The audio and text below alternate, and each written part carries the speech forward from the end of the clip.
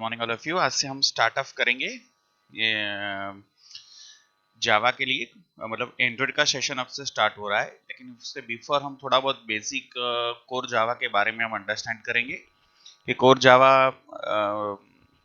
किस तरीके से काम करता है, ताकि एंड्रॉइड के अंदर थोड़ा हेल्पफुल रहे, है ना। एंड्रॉइड तो आपकी लैंग्वेज ही डिफरेंट है, लेकिन उसमें कोर जावा की लाइब्रेरीज है, कुछ पैकेजेस है, कुछ कोडिंग स्टाइल्स है, उसके अकॉर्डिंग उसका यूज होता है ना। तो हम स्टार्ट करते हैं कि जावा हमारी वो भी सी प्लस प्लस की तरह ऑब्जेक्ट ओरिएंटेड प्रोग्रामिंग है। उसके कुछ फीचर्स गिनेंगे हम, कि Java is a robust with automatically garbage collection and simplify memory management models. Okay, no pointer like C++। देखो गार्बेज कलेक्शंस का मतलब क्या होता है, गार्बेज का मतलब क्या होता है, गार्बेज मतलब अनयूज्ड ऑब्जेक्ट होते हैं। जैसे हमने कोई वेरिएबल या कुछ भी क्रिएट, गार्बेज कलेक्शन की बात कर रहा हूं मैं।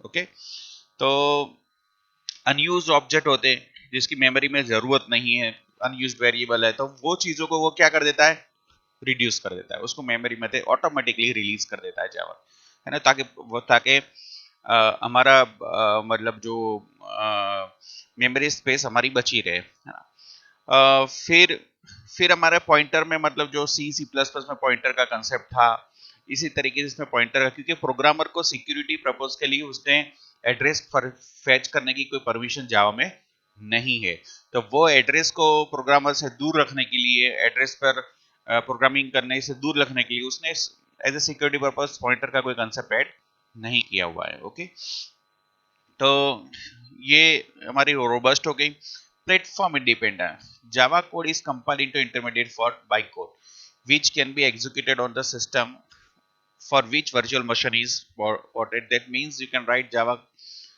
program once and run in the, हाँ, देखो सादी सी भाषा में हम कहेंगे प्लेटफॉर्म इंडिपेंडेंट। तो प्लेटफॉर्म हमारी ये फिगर हमको सब बता देगी। लिनक्स, विंडो ओएस, तो हमारा जावा का कोड क्या है कि कंपाइलेशन होता है, कंपाइलेशन होने के बाद बाइट कोड में कन्वर्जन होता है, और वो डिफरेंट ऑपरेटिंग सिस्टम के अकॉर्डिंग मतलब वर्कआउट करता है, मतलब कर सकता है, पोर्टेबिलिटी सपोर्ट करता है। वो पोर्टेबिलिटी का मतलब होता है सपोर्ट अलग अलग लैंग्वेज ऑपरेटिंग सिस्टम को, without worrying about the hardware and software, it able to run the codes. तो वो रन करने के लिए सपोर्ट करता है। अब जावा का मैं भी बताऊं कि ये जो फेमस होने का जो रीजन है जावा का, तो वही ये बाइट कोड है, ये वाला जो चीज हमारे लिए इंपॉर्टेंट है। देखो पहले ओल्ड प्रोग्रामिंग लैंग्वेज में क्या मैकेनिज्म था। ओल्ड प्रोग्रामिंग लैंग्वेज में हम प्रोग्राम जो होता था उसको हार्डवेयर की इंफॉर्मेशन देनी पड़ती थी। मतलब प्रोग्राम कोड विथ हार्डवेयर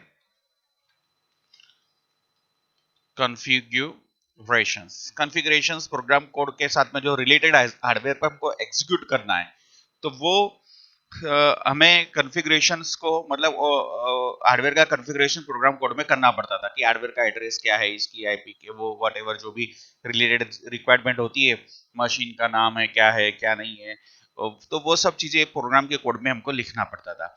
तो वही तो प्रोग्राम ओनली, इससे क्या होता था कि जो हमारा प्रोग्राम है which only support to related hardware. मतलब एक हम एग्जांपल ले कि हमारे पास में 3 पीसी है, हर एक तीनों पीसी का हार्डवेयर अलग है। तो अगर जो प्रोग्राम जो पीसी के लिए लिखा जाएगा, वही वही पीसी में वो प्रोग्राम एग्जीक्यूट होगा। मतलब दूसरे नंबर के पीसी में अगर एग्जीक्यूट करने जाएंगे हम विदाउट कॉन्फ़िगरेशन, तो वो रन आउट नहीं होता था। तो ओल्ड प्रोग्राम कोड में ये हमारी लिमिटेशन थी। तो ये लिमिटेशंस को रिमूव जावा ने की, इसीलिए जावा ज्यादा फेमस हुई। Java famous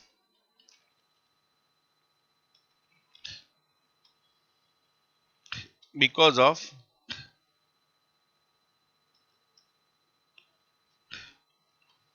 remove drawback of this limitations. Java famous because of remove this limitation. ये लिमिटेशन को रिमूव करने के लिए ये जावा क्या होगी, हमारी मार्केट में फेमस होगी. ओके, तो जावा हमारी सपोर्टेड हो गई, फेमस हो गई, ये सारा का सारा हमारा कामकाज हो गया.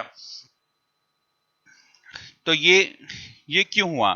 तो आ, ये हमारी ये जो चीज थी उसका हमारा जो लिमिटेशन था वो जावा ने क्या किया, रिमूव कर दिया. ठीक है, तो इसके कारण हमारी जावा फेमस हो गई.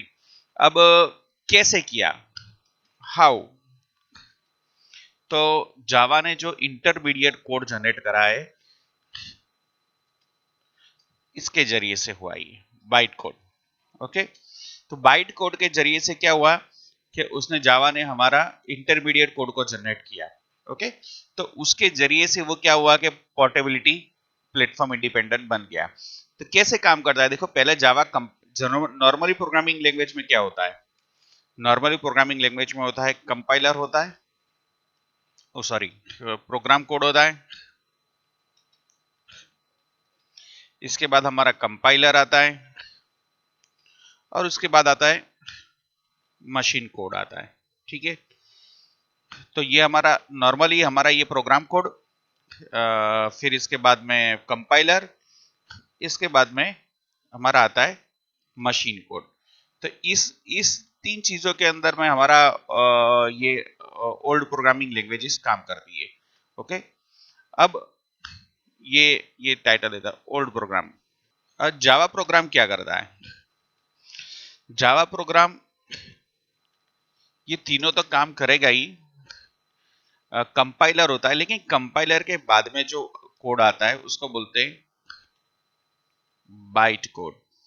तो बाइट कोड के बाद में वो कंपाइलर होता है, किस में जनरेशन करता है, मशीन कोड के अंदर में जनरेशन करता है वो, और इसके बाद मशीन कोड आता है. देखो ये फर्क है मेन.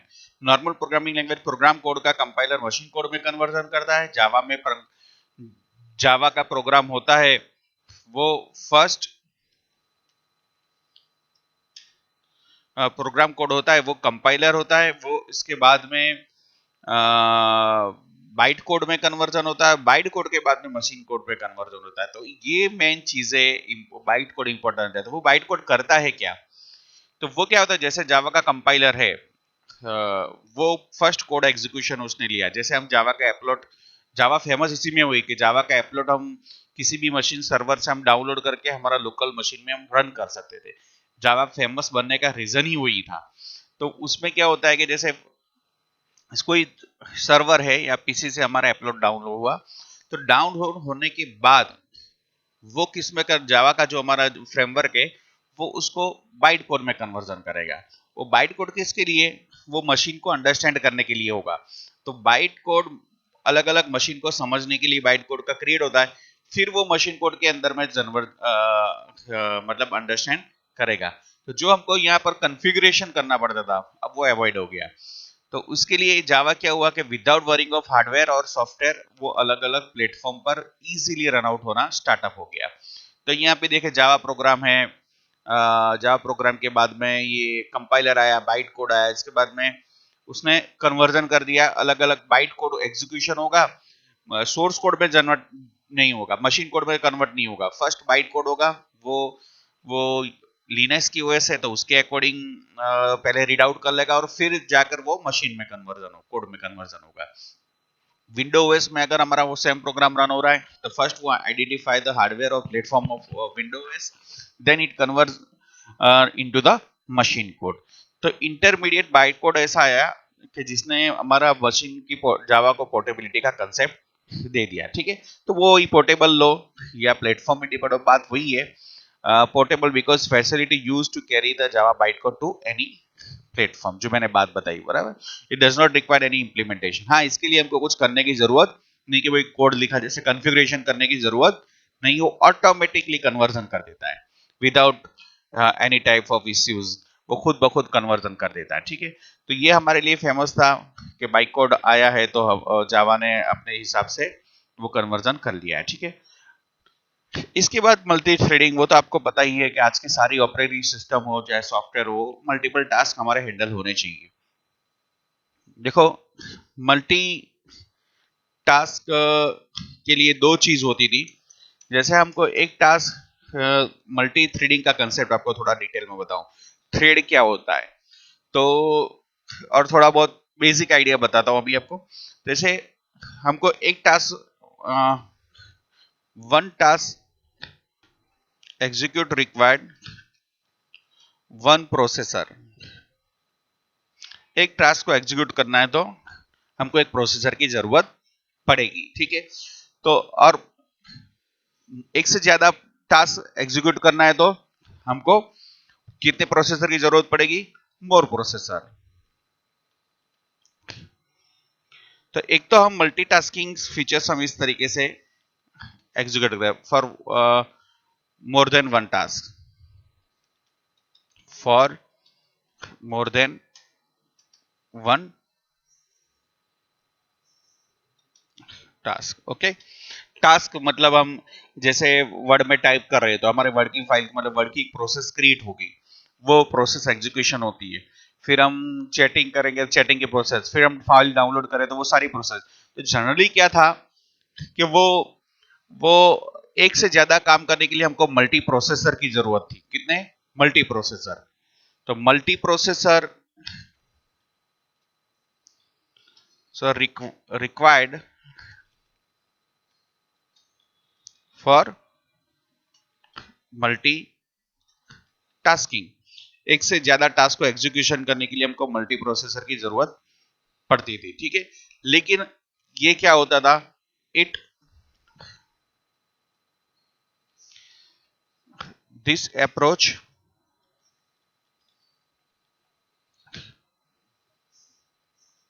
It costly. ये अप्रोच कॉस्टिंग था। ये मतलब हमारा गोल क्या है, मल्टीटास्किंग को अचीव करना है हमको। तो इसमें एक फंडा था कि भाई टेकन बाय टू वे। ये फर्स्ट वे को मैंने आपको एक्सप्लेन कर दिया। Multi processor required for multitasking, this approach is costly. Okay, तो एक टास्क के लिए एक प्रोसेस, अनदर टास्क के लिए अनदर प्रोसेस, लेकिन वो कॉस्टली बन जाता है। अब सेकंड अप्रोच क्या है हमारा? सेकंड अप्रोच ये है थ्रेड।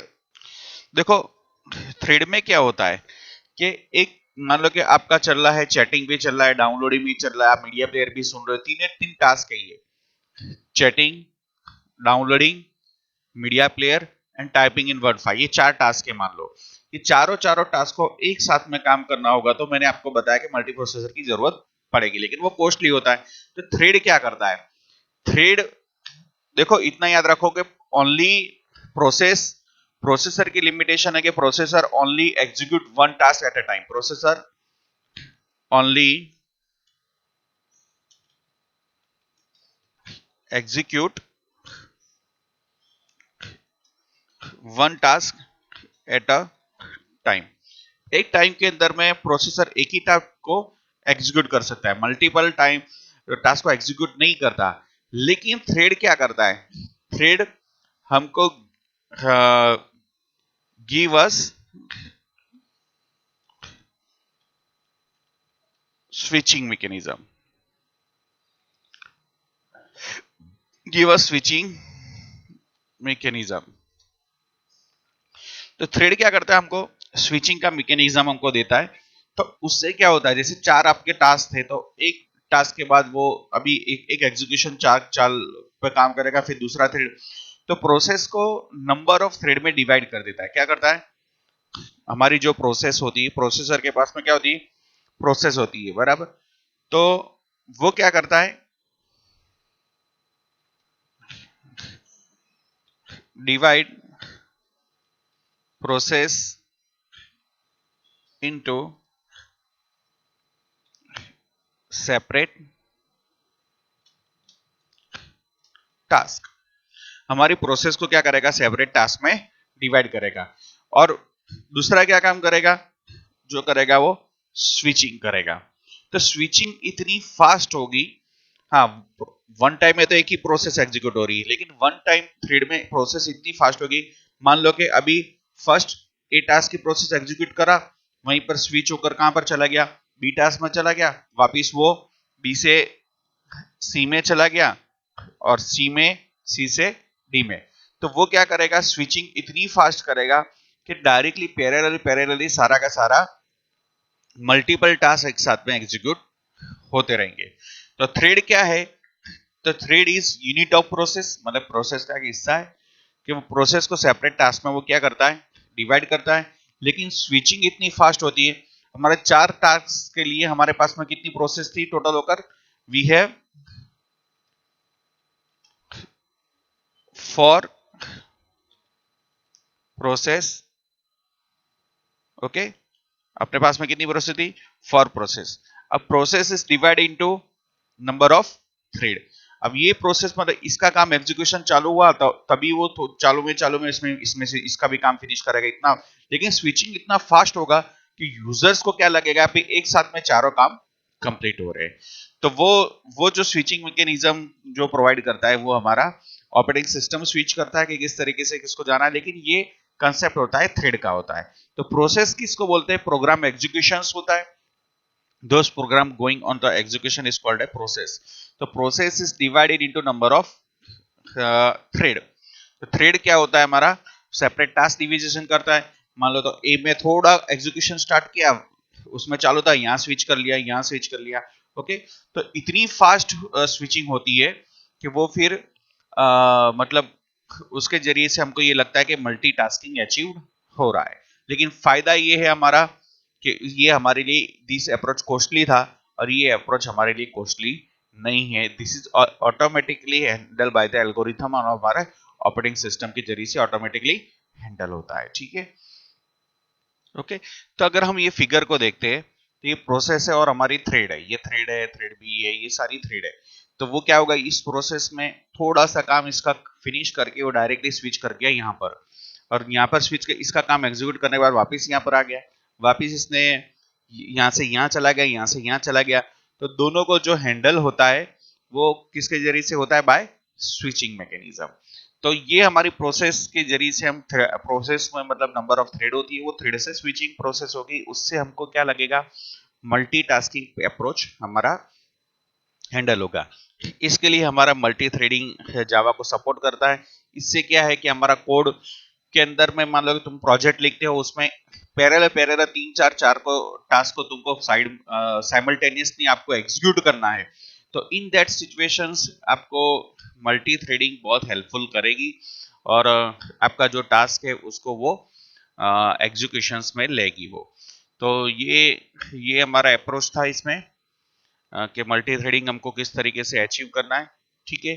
तो ये प्रोसेस और ये हमारा थ्रेड हो गया, ठीक है। तो वापस रिपीट कर दो, प्रोसेस क्या होता है, कोई भी प्रोग्राम एग्जीक्यूशन करता है तो उसकी प्रोसेस जनरेट होती है। तो इसको अगर हम देखना चाहे तो उसके लिए हम ये भी कर सकते हैं कि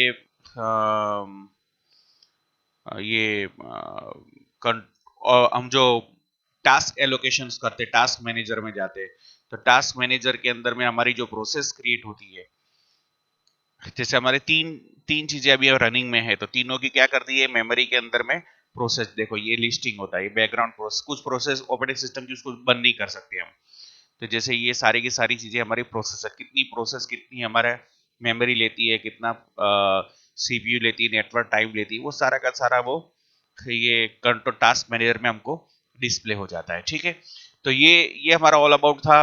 ये जितने मैंने फाइलें ओपन करी है तो हर एक चीज की क्या क्रिएट होगी, प्रोसेस होगी। लेकिन सब काम देखो, अभी मेरा ये रिकॉर्डिंग सॉफ्टवेयर है, ये हमारा गूगल है, ये हमारा ये सारा का सारा जो कामकाज हो रहा है, तो वो हमारा सारा का सारा कामकाज इसमें वर्कआउट हम कर पा रहे हैं। क्यों कर पा रहे हैं, क्योंकि ताकि मतलब हमारी मल्टीपल प्रोसेस होती है, एक साथ में क्या होती है, एग्जीक्यूशंस हो रही है, ओके। तो थैंक यू। और ये सारा का सारा प्रोसेस को एग्जीक्यूट करने के लिए थ्रेडिंग का कंसेप्ट यूज होता है, okay. Thank you. Next we'll continue with next lessons.